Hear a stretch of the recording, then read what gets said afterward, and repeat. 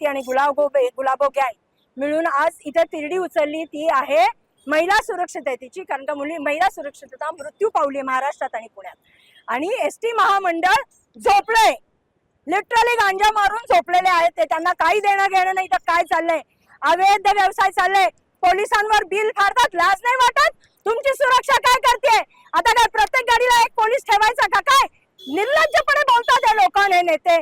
आणि गृहराज्य मंत्र्याचा तर कठीणच आहे, तो जड बुद्धी आहे, त्याच्या मेंदूला लकवा मारलाय असंच मी म्हणेन. आज महिला सुरक्षा ऐरणीवर असताना यांनी आज इथं सगळा जो तंबू ठोकलाय, हे पहिलं का नाही सुचलं?